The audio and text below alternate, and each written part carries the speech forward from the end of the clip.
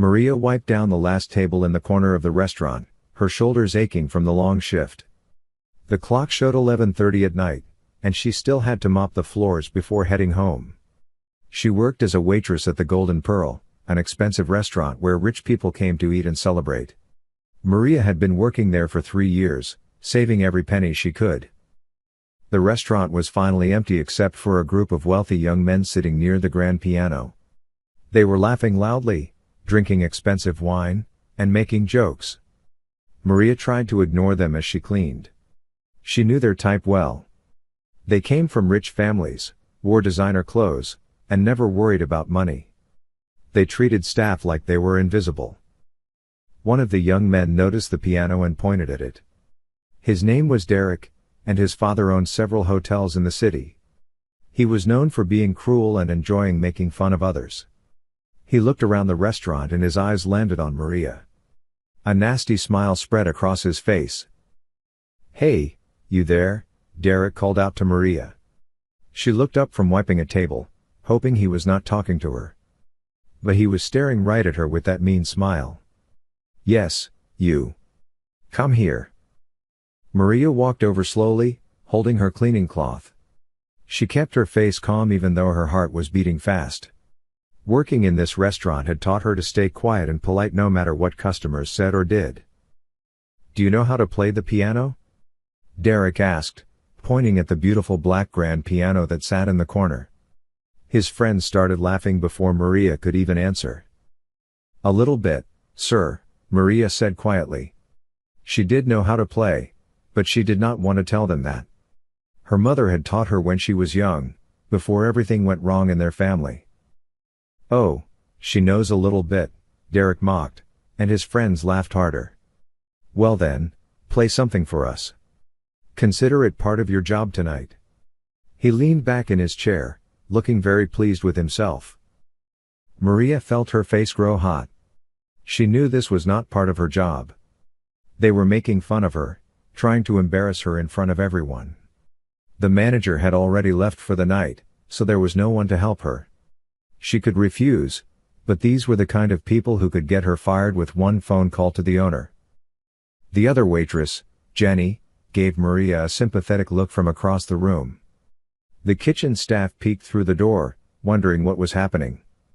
Derek's friends were recording on their phones now, expecting Maria to fail and wanting to capture her embarrassment.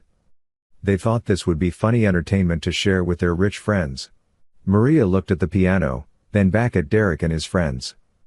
They were all watching her with cruel amusement in their eyes. She could walk away, but she needed this job desperately.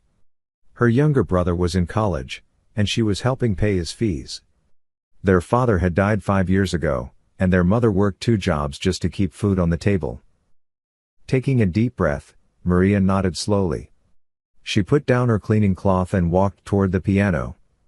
Her hands were shaking slightly, but she tried to hide it. The young men whispered to each other and laughed, clearly expecting a disaster. They thought she would hit wrong notes and make a fool of herself.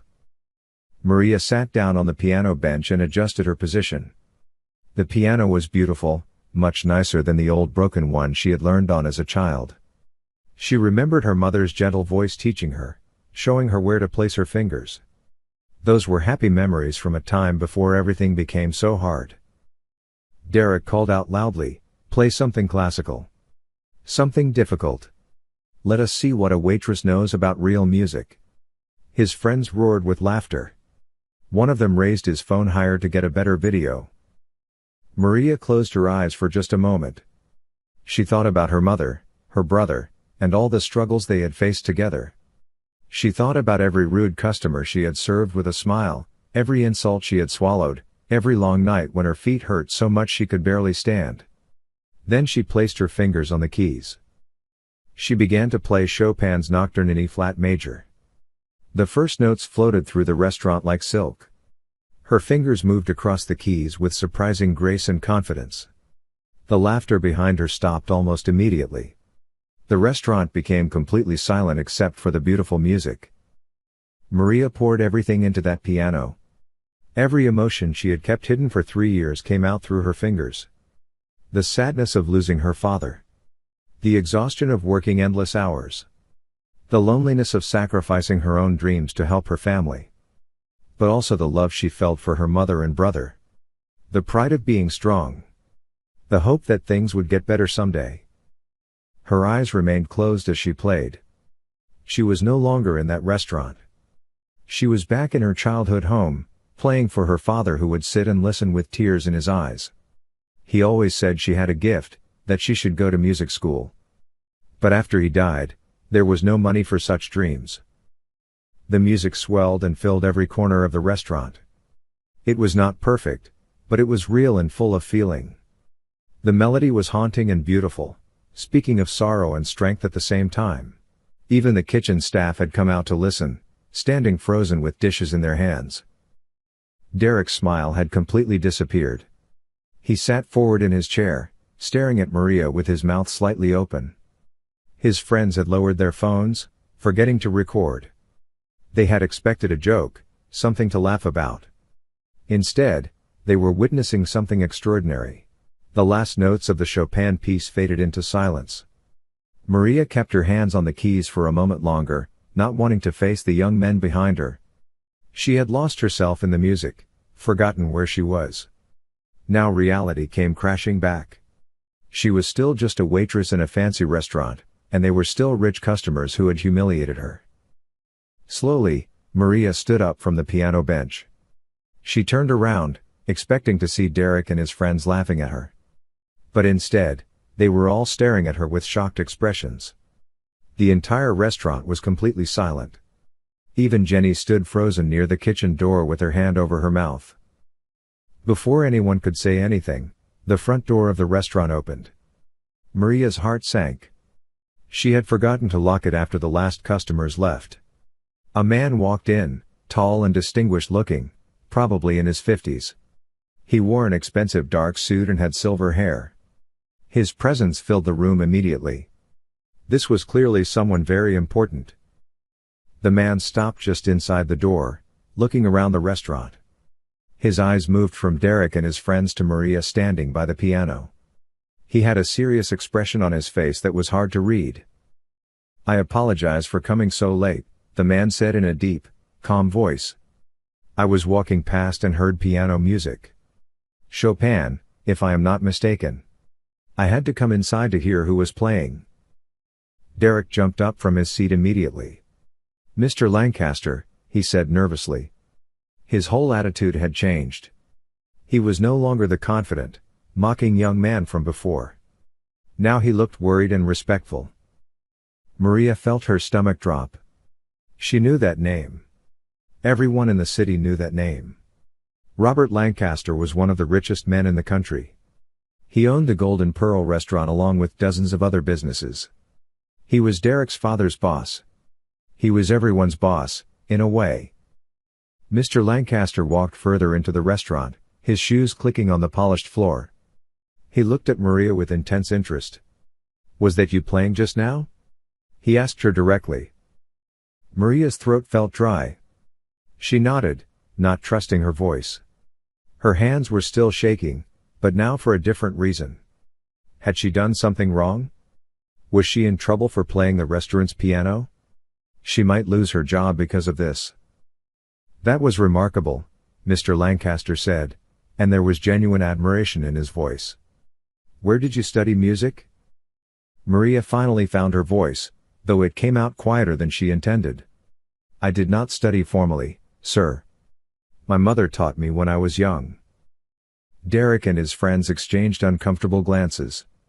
They were clearly nervous about Mr. Lancaster being there and witnessing what had happened. One of them quietly put his phone in his pocket, hoping the important businessman had not seen them recording.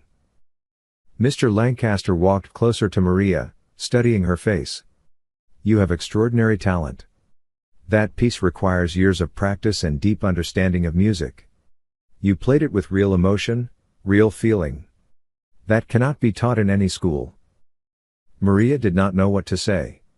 She had expected anger or dismissal, not compliments from one of the most powerful men in the city. She glanced at Derek, who looked like he wanted to disappear into the floor. Mr. Lancaster turned to look at Derek and his friends. The temperature in the room seemed to drop several degrees. His expression was no longer warm and interested. Now it was cold and businesslike. "Derek," he said quietly, but his voice carried weight. "Why is this young woman playing piano at almost midnight in my restaurant?"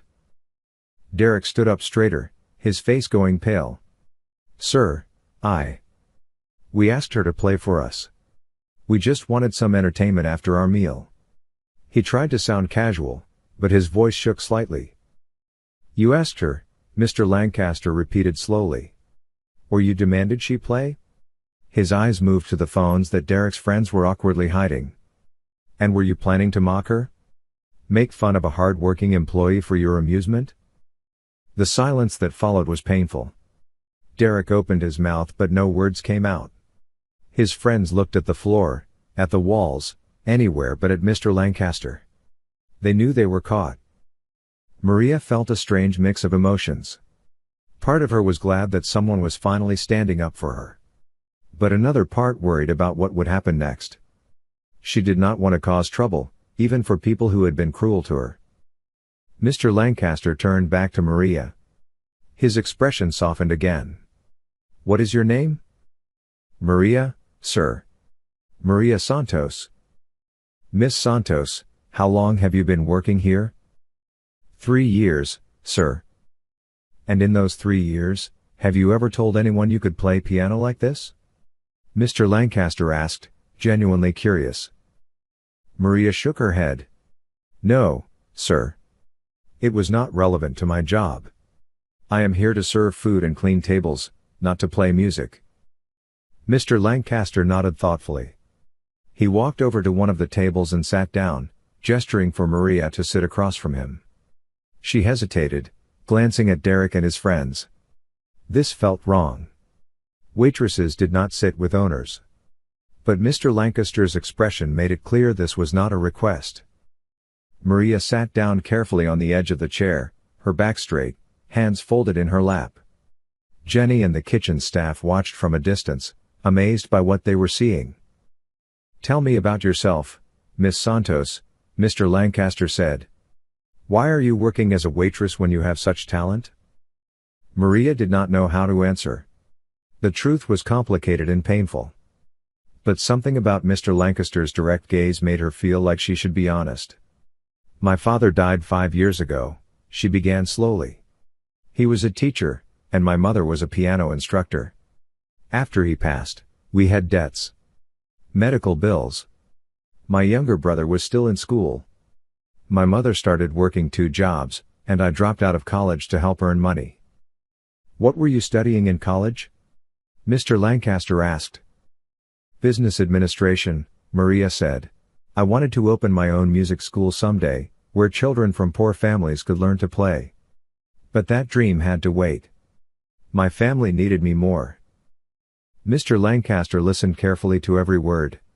He did not interrupt or show pity, which Maria appreciated. He just listened like what she was saying actually mattered to him. Derek and his friends had started slowly moving toward the door, hoping to escape. But Mr. Lancaster noticed. "Derek, sit down," he said without even looking at them. "All of you. You are not leaving yet." The young men froze at Mr. Lancaster's words. They reluctantly returned to their table, sitting down like children called to the principal's office. Derek's confident swagger had completely disappeared. He looked nervous and small, nothing like the arrogant person who had mocked Maria earlier. Mr. Lancaster continued talking to Maria as if the others were not there. "Your brother is in college now? What is he studying?" "Medicine, sir," Maria said, and despite everything, pride crept into her voice. "He is in his 3rd year. He wants to be a doctor and help people in poor communities. He works very hard."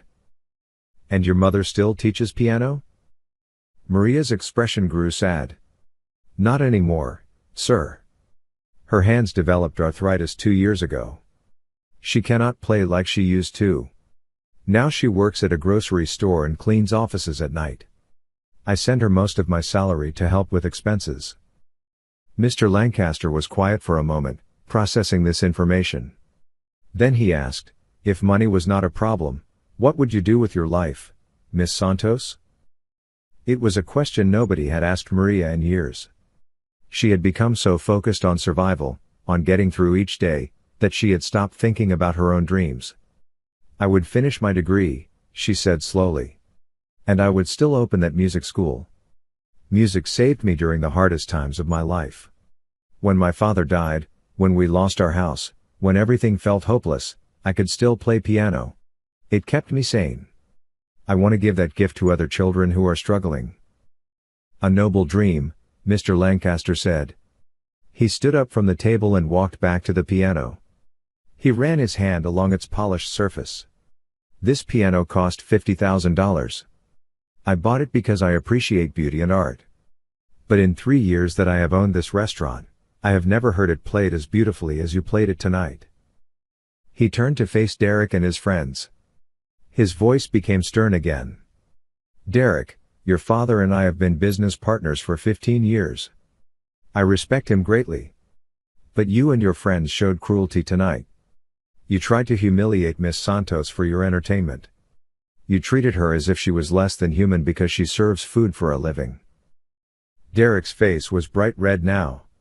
He could not meet Mr. Lancaster's eyes. His friends looked equally ashamed, staring at their expensive watches and designer shoes. Do you know what I did before I became wealthy? Mr. Lancaster asked them.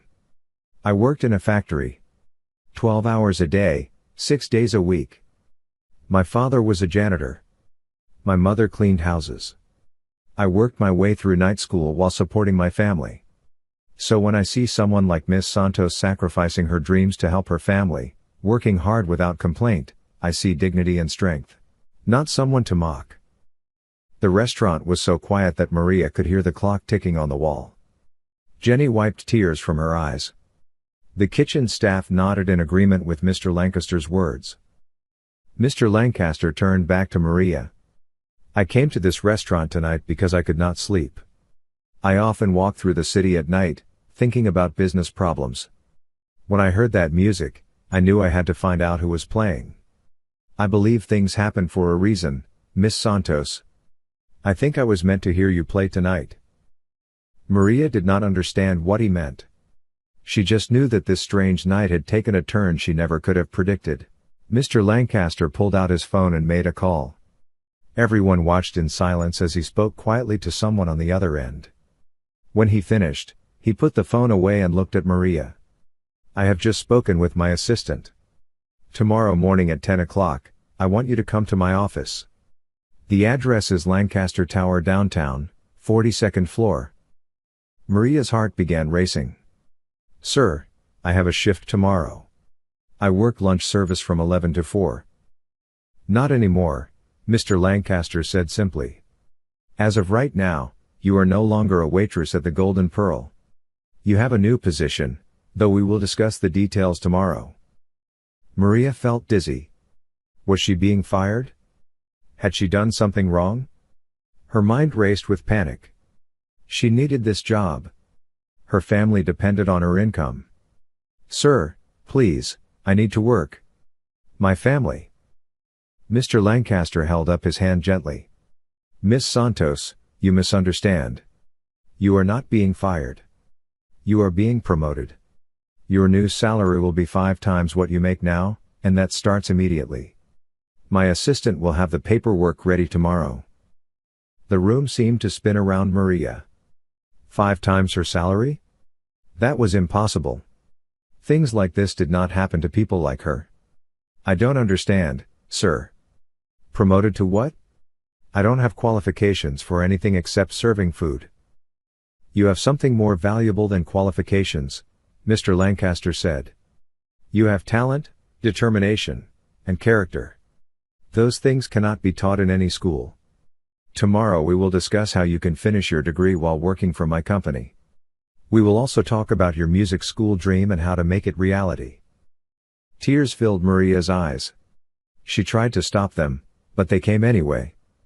3 years of struggle, of tiredness, of holding everything inside suddenly broke open. She covered her face with her hands, overwhelmed by emotion. Jenny rushed over and put her arm around Maria's shoulders. The kitchen staff applauded softly. Even Derek and his friends looked stunned by what they were witnessing. Mr. Lancaster gave Maria a moment to compose herself. Then he turned to Derek with a serious expression. "Derek, you and your friends will leave now. But before you go, you will apologize to Miss Santos. A real apology, not empty words." Derek stood up slowly. He walked over to where Maria sat, with Jenny's arm still around her. He looked genuinely remorseful now. "Miss Santos, I am truly sorry. What we did tonight was cruel and wrong. You did not deserve to be treated that way. You played beautifully, and I was a complete fool."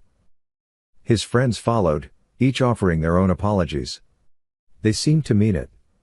The night had taught them a lesson they would not forget. Seeing Mr.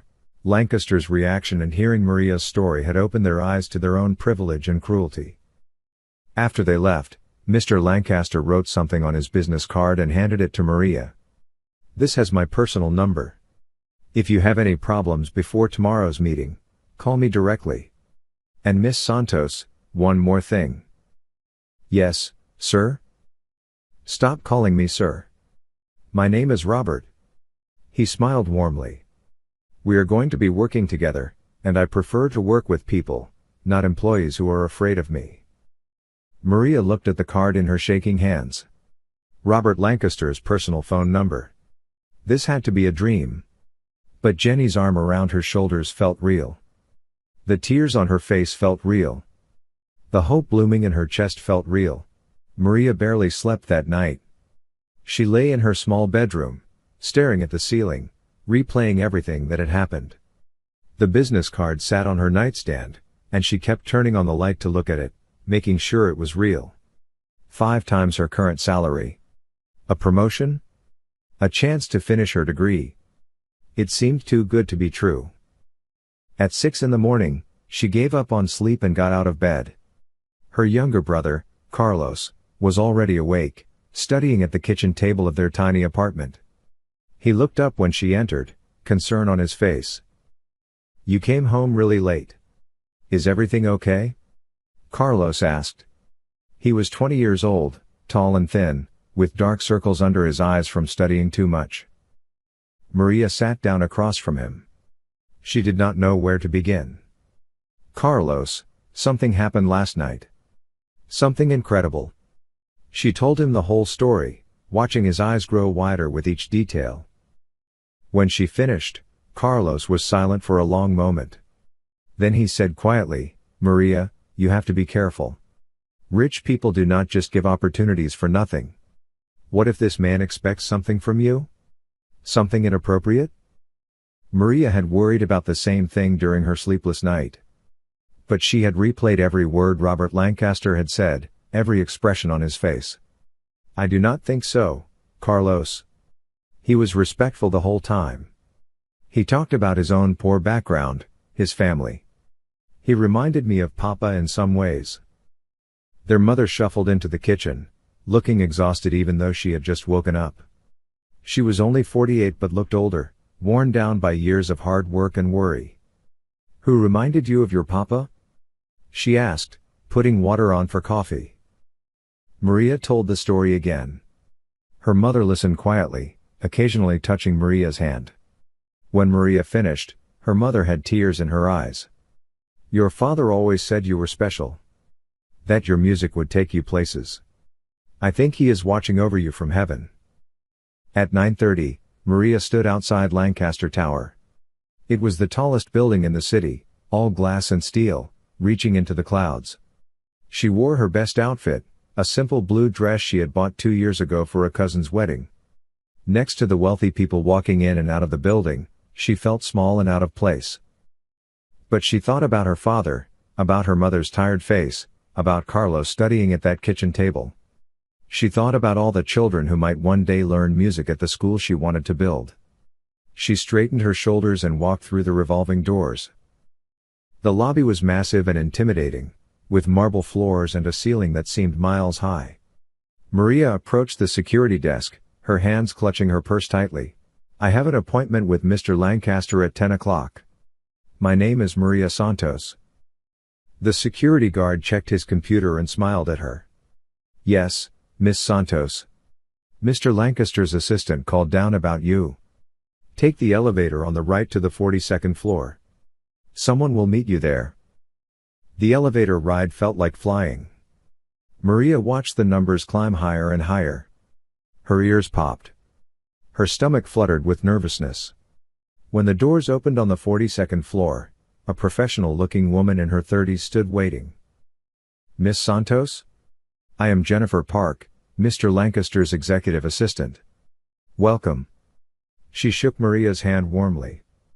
Mr. Lancaster is very excited to meet with you. Please, follow me.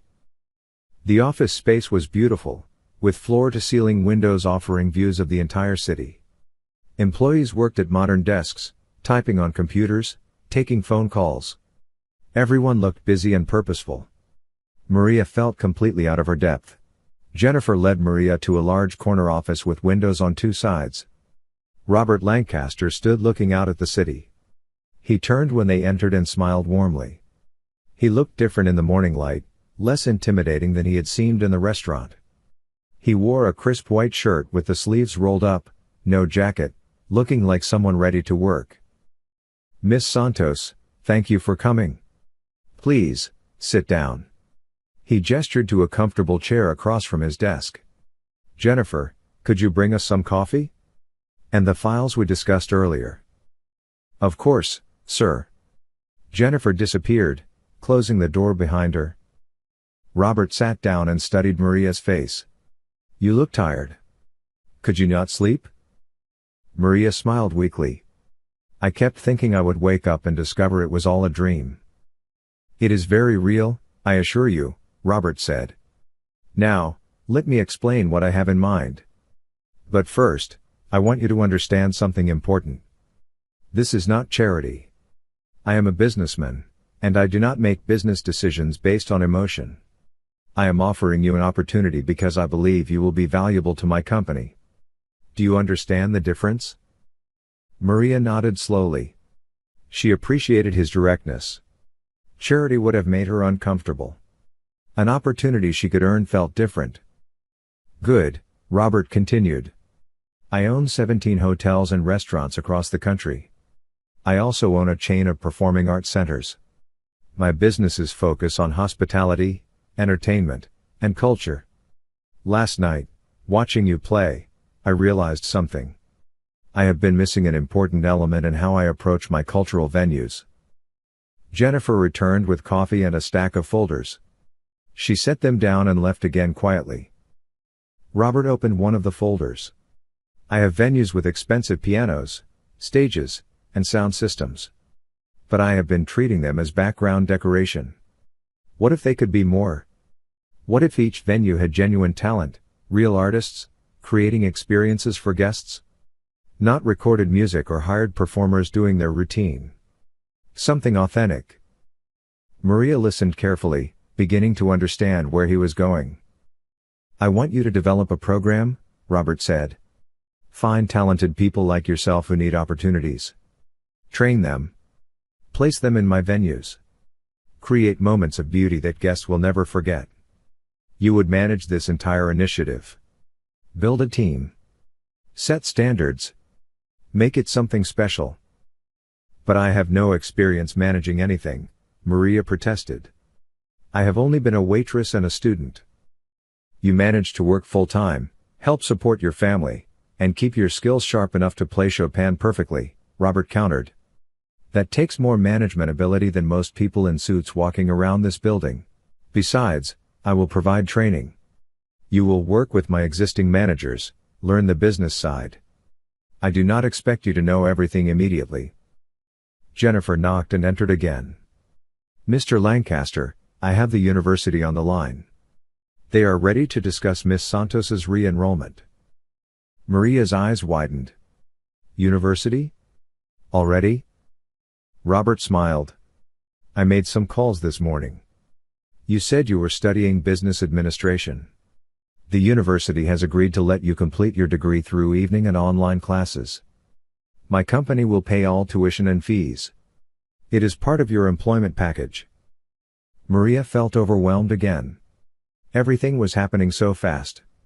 I do not know what to say. Say yes, Robert said simply. Take the opportunity. Work hard. Prove that I made the right decision. That is all I ask. Maria thought about her mother's arthritic hands, unable to play piano anymore. She thought about Carlos, studying to become a doctor. She thought about her father, who had always believed in her. Yes, she said firmly. Yes, I will do it. I will work harder than anyone. I promise. The next 3 months passed in a whirlwind. Maria moved through them in a state of constant amazement and exhaustion. Robert had not exaggerated when he said she would need to learn quickly. Every day brought new challenges, new lessons, new opportunities to either succeed or fail. Jennifer became her mentor and friend. The executive assistant taught Maria how to navigate the corporate world, how to dress professionally, how to speak confidently in meetings. You have the talent and heart, Jennifer told her. Now you need the polish. Not to change who you are, but to make sure people listen when you speak. Maria's new salary allowed her family to move into a better apartment. Her mother cried when she saw the 2 bathrooms and the kitchen with a real stove. I never thought I would live somewhere nice again, her mother said, touching the clean white walls. Carlos was able to focus fully on his medical studies without working part-time jobs. He was grateful but also worried. Maria, you are doing so much for us. What about your own life? Your own dreams? This is my dream, Maria told him honestly. I am building something meaningful. Just wait and see. Maria spent her mornings in meetings, learning about hotel operations, guest experiences, and business strategy. Her afternoons were for field work, visiting Robert's various venues, meeting managers, and studying how each location functioned. In the evenings, she attended university classes online, slowly completing her degree. But the most important work happened in between. Maria began searching for talent. She visited community centers, churches, small music schools in poor neighborhoods. She listened to street musicians, attended amateur performances, and asked questions everywhere she went. She found a young man named Thomas who played saxophone outside a subway station. He had learned from his grandfather and played with such soul that people stopped walking to listen. She found a woman named Aisha who sang gospel music in her church, her voice so powerful it gave people chills. She found a teenager named Diego who could play guitar like he was born with it in his hands. Each person had a story similar to Maria's. Talent buried under poverty. Dreams pushed aside by necessity. No opportunities, no connections, no way forward. Maria offered them each a chance. Training. Performance slots at Lancaster venues. Fair pay. Respect. Robert watched Maria's progress with approval. In their weekly meetings, he would listen to her ideas, ask challenging questions, and push her to think bigger. Don't just fill slots with performers, he told her. Create experiences. Tell stories. Make guests feel something they will remember forever. Maria took his advice to heart. At the Golden Pearl restaurant, she programmed live music during dinner service. But not just background noise. Each performer had a story that was shared with guests. Thomas the saxophone player performed on Thursdays, and the staff would tell diners about his journey from subway musician to featured artist. Guests loved it. At one of Robert's hotels, Maria created a lobby concert series. Every evening at 7, a different musician would perform for 30 minutes. Hotel guests and local residents would gather in the beautiful lobby, drinks in hand, to listen. It became a popular event that people planned their evenings around. The program grew. Maria hired 12 artists in the first 3 months. She created training sessions where they learned about professional performance, stage presence, and connecting with audiences. She negotiated fair contracts that gave artists stability while maintaining high standards. But not everyone was happy about Maria's rise. Some of Robert's longtime employees resented her quick promotion. They whispered that she was unqualified, that Robert was showing favoritism. The most vocal critic was Gerald Thompson, who managed Robert's performing arts centers. Gerald Thompson had worked for Lancaster Industries for 20 years. He was a man in his late 50s who believed deeply in traditional ways of doing things. When Robert announced that Maria would be developing the new artistic programming for all venues, Gerald made his displeasure clear. At a management meeting, Gerald questioned Maria in front of everyone. "With all due respect, Miss Santos, what qualifies you to make artistic decisions for our premier venues? You have been with the company for 3 months. I have been building relationships with established artists and agencies for 2 decades." Maria felt all eyes turn to her. Her heart pounded, but she kept her voice steady. "You are right that I am new to this business, Mr. Thompson. But I bring a different perspective. The established artists you work with are excellent, but they come with high price tags and strict contracts. I am finding equally talented people who have been overlooked. Fresh voices. Authentic stories. And yes, I am still learning, which is why I value your experience and hope we can work together." It was a diplomatic answer, but Gerald was not satisfied. Over the following weeks, he continued to undermine Maria's initiatives. He would tell artists she recruited that their contracts were being reviewed. He would schedule traditional performances at times that conflicted with Maria's programming. He complained to other managers that Maria was wasting company resources on unproven talent. The tension finally exploded at the opening of Maria's biggest project yet. She had convinced Robert to let her organize a special event at the Lancaster Grand Theatre, his flagship performing arts center. It would showcase all 12 of the artists she had recruited, plus 3 new discoveries. The event was free to the public, designed to introduce the community to these emerging talents. Gerald had opposed the event from the start. The Lancaster Grand Theatre hosts symphony orchestras and famous performers, he had argued. Opening it up for free to showcase street musicians and amateur singers diminishes our brand. But Robert had supported Maria. "Let her try, Gerald. If it fails, we learn from it. If it succeeds, we all benefit." The night of the event arrived. Maria had been preparing for weeks, coordinating schedules, arranging rehearsals, designing the program. She had barely slept for 3 days, obsessing over every detail. This was her chance to prove that her vision worked, that investing in overlooked talent could create something special. 2 hours before the doors opened, disaster struck. Half the sound equipment failed. The technicians Gerald had assigned to the event suddenly claimed they had not been properly briefed on the setup. The lighting system was programmed for the wrong kind of performance.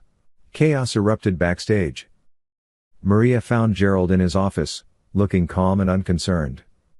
"Mr. Thompson, we have serious technical problems. Can you help us resolve them before the show starts?" Gerald barely looked up from his desk. "I assigned staff to your event, Miss Santos. If they are having difficulties, perhaps the problem is with your planning, not their competence." Maria felt anger rising in her chest, but she forced herself to stay calm.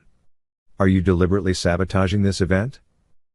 "That is a serious accusation," Gerald said coldly. "I would be careful about making claims you cannot prove. Mr. Lancaster values loyalty from his longtime employees. He will not appreciate you trying to blame your own failures on others." Maria left his office, her hands shaking with frustration. She could fight with Gerald or she could fix the problem. She chose to fix the problem. She called Jennifer, who arrived within 20 minutes with her own contacts. Between them, they found emergency technical support. The 12 artists Maria had trained worked together to adjust the program on the fly, showing the adaptability and teamwork she had taught them. By the time the doors opened, everything was functioning. Not perfectly, but well enough. The theater filled with people from all walks of life. Families from poor neighborhoods sat next to wealthy patrons. Young people and elderly folks mixed together. It was exactly the diverse audience Maria had hoped for. The concert began with Thomas on saxophone. He walked onto the stage of the Lancaster Grand Theatre, a venue he had only dreamed of entering. His hands trembled slightly as he lifted the instrument to his lips. Then he began to play, and the trembling disappeared. His music filled the theater with warmth and soul. Between each performance, Maria had arranged for brief interviews. A video screen showed footage of Thomas playing in the subway, then cut to him talking about his journey. "I thought I would play in stations forever," he said on screen. "Then Maria found me and believed I deserved a real chance. Tonight, I am playing for all the people who think their dreams are too big." The audience responded with thunderous applause. Maria watched from backstage, tears in her eyes. This was exactly what she had wanted to create. Not just entertainment, but connection. Not just performances, but stories that mattered. Aisha sang next, her gospel voice bringing people to their feet. Diego played guitar, his fingers dancing across the strings with impossible speed and grace. Each artist brought their unique gift, and the audience loved every moment. Maria herself closed the show. She had not planned to perform, but at the last minute, she felt it was right. She walked to the piano on stage, the same nervous energy she had felt that night at the Golden Pearl restaurant flooding through her. But this time was different. This time she was not being mocked or tested. She was sharing her gift freely. She played the same Chopin nocturne, but also added pieces her mother had taught her years ago. Traditional songs from their culture, melodies that spoke of struggle and hope. As she played, she thought about how far she had come. From that small apartment with the broken piano to this grand stage. From hiding her talent to celebrating it. When the concert ended, the audience gave a standing ovation that lasted 5 minutes. People wiped tears from their eyes. Strangers hugged each other. Something special had happened in that theater, and everyone felt it. Robert found Maria backstage, surrounded by excited artists and well-wishers. He pulled her aside for a private moment. "That was extraordinary," he said simply. "You proved tonight that taking chances on people creates something money cannot buy. Authenticity. Heart. Real human connection." "Thank you for believing in me," Maria said. "For giving me this opportunity." "You gave yourself this opportunity," Robert corrected her. "I just opened a door. You walked through it and built something beautiful." The next morning, reviews of the concert appeared in newspapers and online. Critics praised the fresh approach, the diversity of talent, the emotional impact. The Lancaster Grand Theatre event trended on social media. Videos of the performances were shared thousands of times. People wanted to know more about these artists and when they could see them again. But not everyone was celebrating. Gerald Thompson was furious. The success of Maria's event made his opposition look foolish and petty. Worse, several staff members had quietly informed Robert about the technical sabotage. They had grown tired of Gerald's bullying and decided to speak up. Robert called Gerald into his office. Maria was not present for that meeting, but Jennifer told her later what happened. Robert had given Gerald a choice: retire with a generous package or be fired for deliberately undermining company initiatives. Gerald chose retirement, signing papers that same day. "I should feel happy he is gone," Maria told Jennifer. "But mostly I just feel sad. He wasted his energy fighting change instead of being part of something good." "That is what makes you different," Jennifer said. "You do not seek revenge. You just want to build things. That is why people follow you." With Gerald gone, Maria's program expanded rapidly. Robert approved funding for 20 more artists. Maria created a formal training academy, teaching performance skills, business basics, and professional development. She partnered with music schools to offer scholarships. She built relationships with talent scouts, community leaders, and arts advocates. 6 months after that successful concert, Maria received a phone call that changed everything again. It was from the mayor's office. The city wanted to partner with Lancaster Industries to create a permanent music education center for underprivileged children.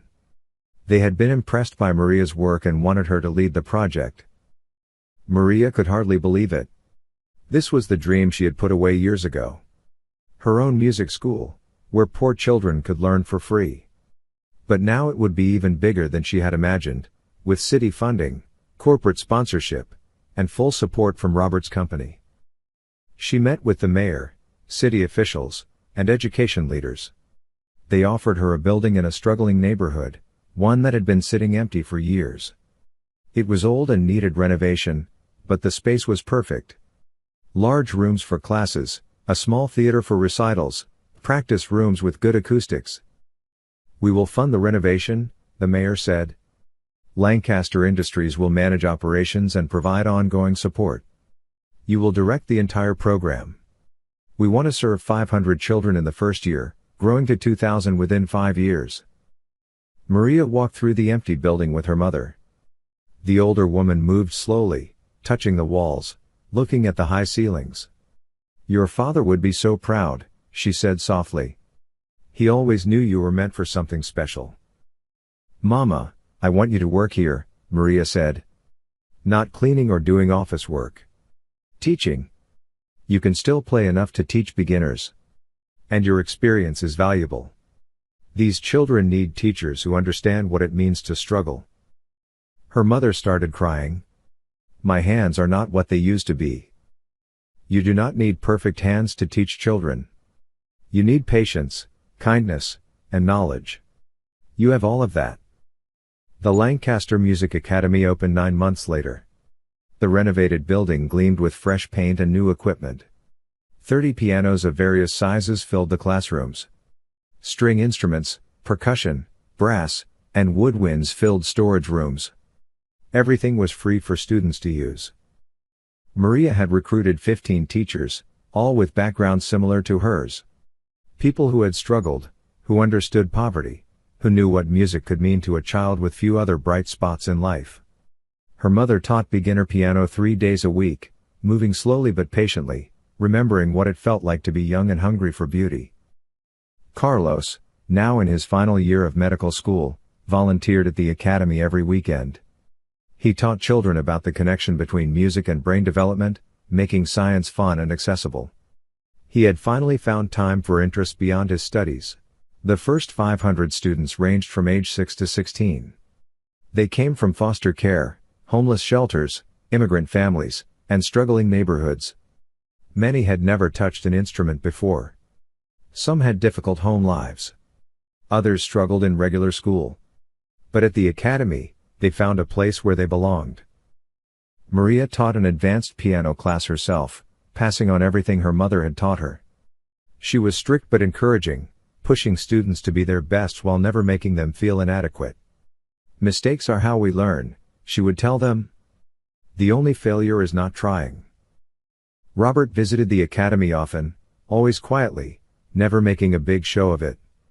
He would sit in the back of classrooms, listening to lessons. He would talk with students, asking about their progress and dreams. He donated instruments whenever Maria mentioned a need. One afternoon, Robert and Maria stood on the academy's small stage, watching a rehearsal for the first student recital.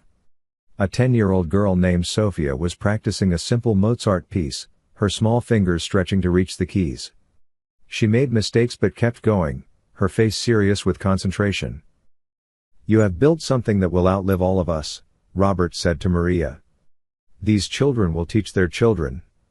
The impact will ripple forward for generations." "I could not have done any of it without you," Maria replied. "You would have found a way eventually," Robert said. "Talent like yours does not stay hidden forever. I just accelerated the timeline." He paused, then added, "I have a proposition for you." Maria looked at Robert curiously. In the years since that night at the Golden Pearl, he had become a mentor and friend.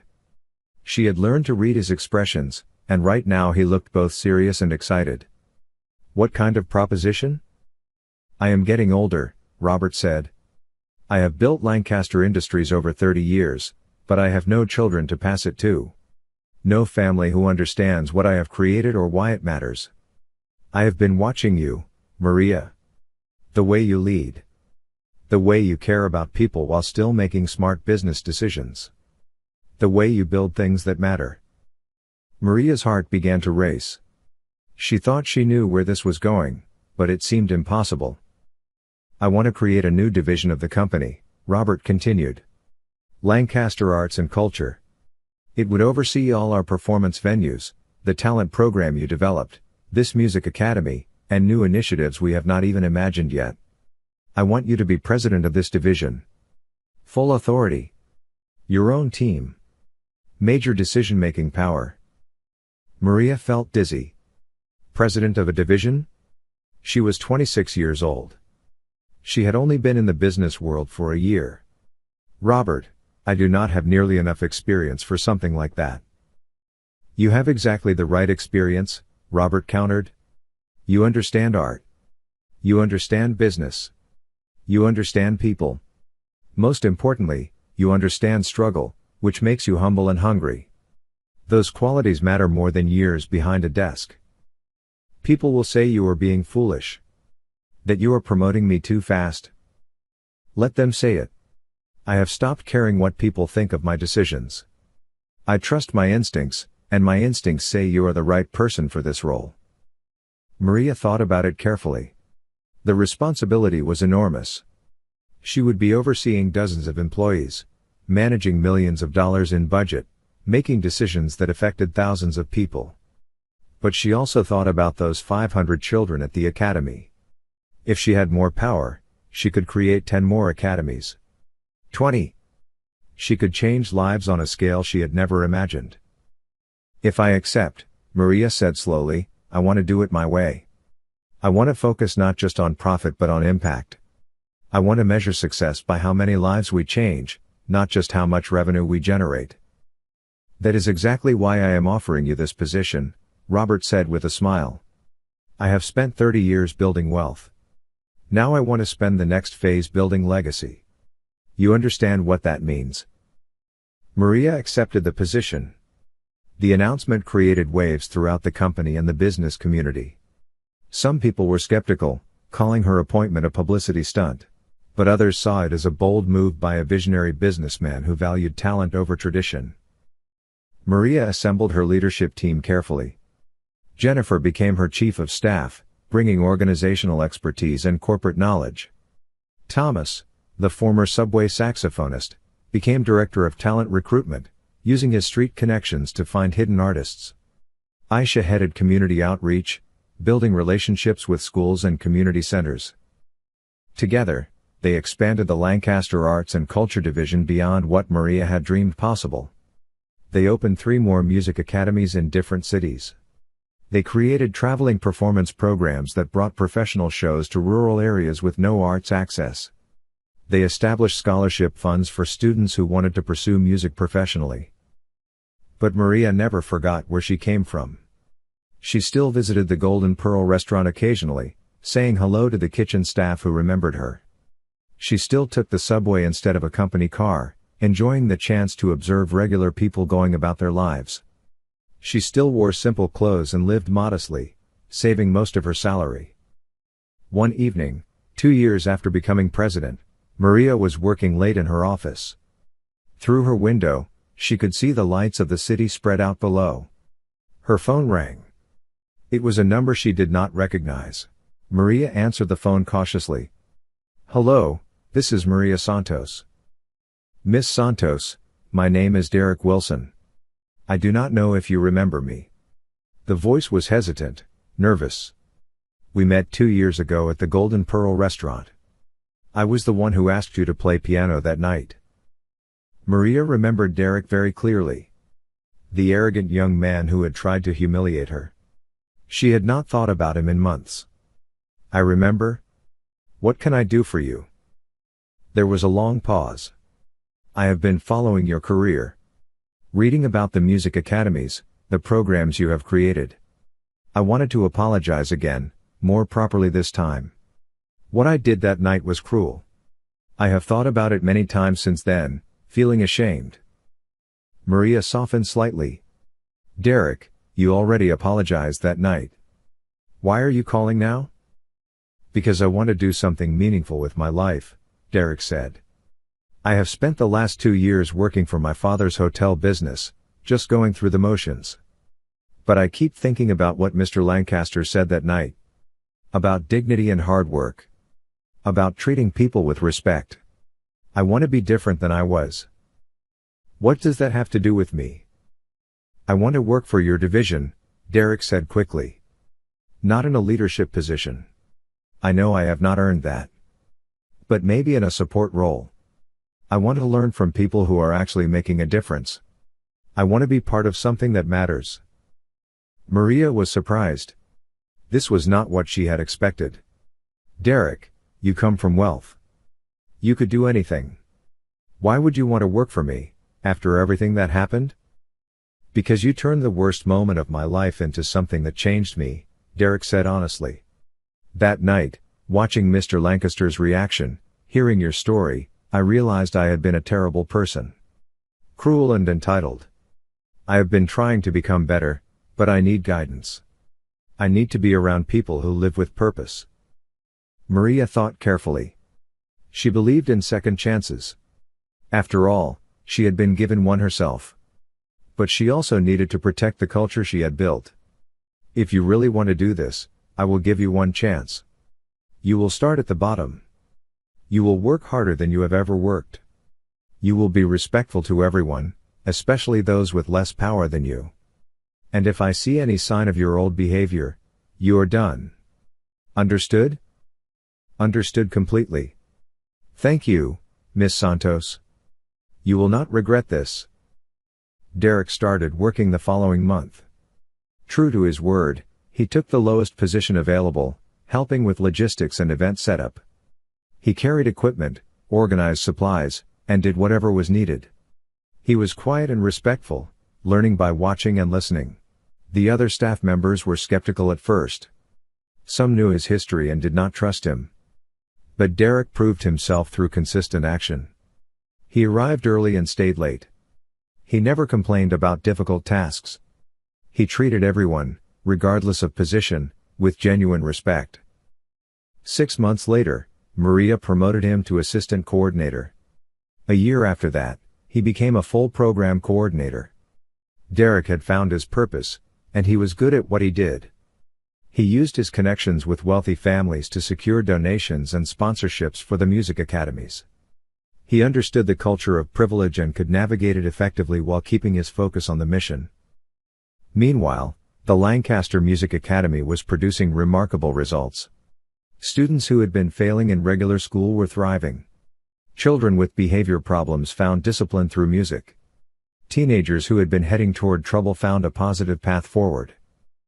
Sophia, the 10-year-old who Maria had watched practice Mozart, was now 13 and playing advanced Beethoven. She had been accepted to a prestigious music high school with a full scholarship. She wanted to become a concert pianist and teach children like herself.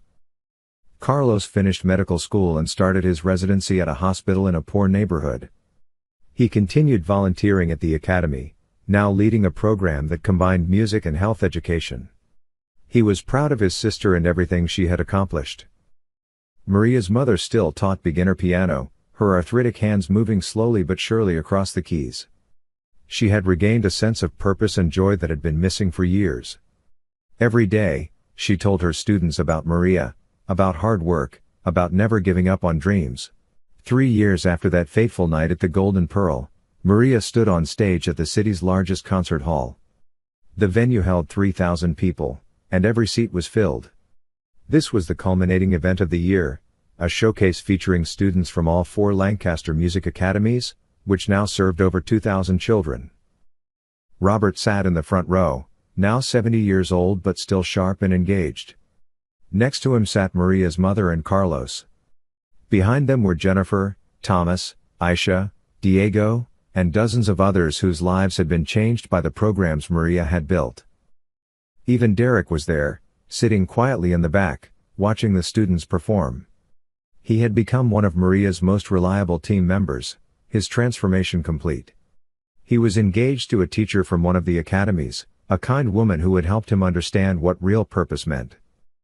Maria walked to the microphone at center stage. She wore a simple but elegant dress, her hair pulled back, her face calm. She looked out at the sea of faces and took a deep breath. 3 years ago, she began, I was a waitress in a restaurant. I had dreams, but I had put them away because my family needed me. I thought my life would be about survival, about getting through each day. Then something unexpected happened. She told the story. Not all the details, but the essential truth. A cruel provocation that became an opportunity. A piano that changed everything. A man who saw potential instead of just a waitress. An impossible journey from desperation to purpose. I tell you this story because I want every child here to understand something important, Maria said, looking directly at the young students filling the first 10 rows. Your circumstances do not define your future. Your talent matters, but your character matters more. Work hard. Stay humble. Help others.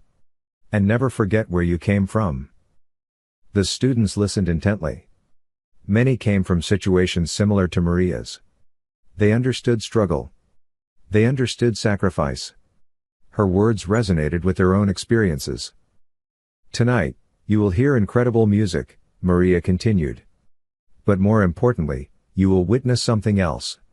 You will see what happens when people invest in potential. When communities come together.